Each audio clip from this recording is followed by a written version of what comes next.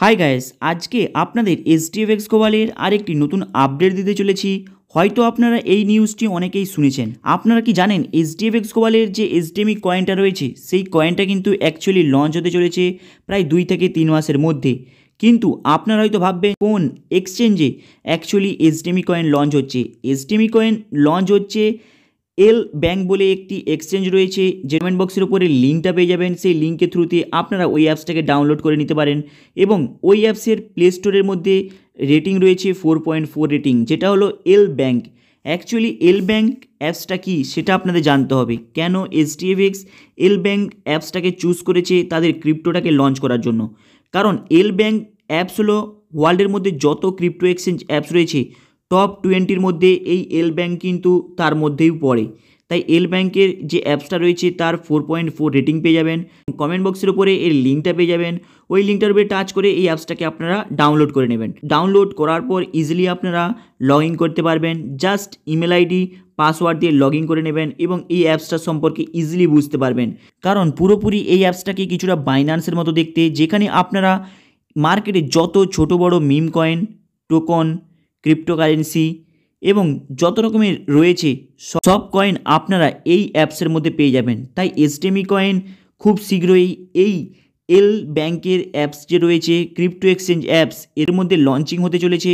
অনেকে হয়তো আপনারা এই নিউজটি শুনে নিয়েছেন, কিন্তু আপনারা কি জানেন এল ব্যাংকের অ্যাপসটা যে রয়েছে এই অ্যাপসকে আপনাদের কিছুটা বাইন্যান্সের মতো দেখায়, যেখানে আপনারা ছোট বড় যে কোনো ধরনের মিম কয়েন, ক্রিপ্টোকারেন্সি, টোকন আপনারা ইজিলি সার্চ করলে পেয়ে যাবেন।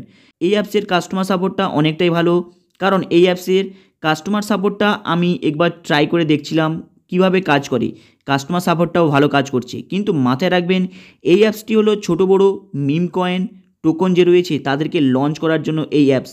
তাই যদি আপনারা এই অ্যাপসটাকে ডাউনলোড করে রাখেন, STMI কয়েন খুব শীঘ্রই যখন লঞ্চিং হবে আপনারা এই অ্যাপসটার মাধ্যমে ওই STMI কয়েনটাকে বাই সেল করতে পারেন।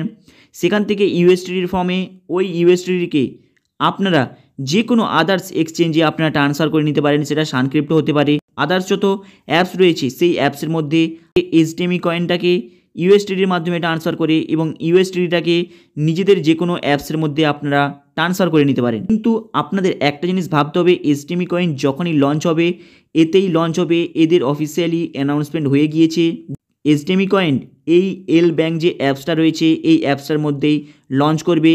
তাই যারা STMI কয়েন কিনে রেখেছেন তারা এই অ্যাপসটাকে ইমিডিয়েটলি ডাউনলোড করে রেখে দেবেন এবং KYC কমপ্লিট করে রেখে দেবেন, কারণ খুবই শীঘ্রই STMI কয়েন এল ব্যাংকের অ্যাপসের মধ্যে লঞ্চিং হতে চলেছে। এদের অফিসিয়ালি আপডেট অলরেডি চলে এসেছে।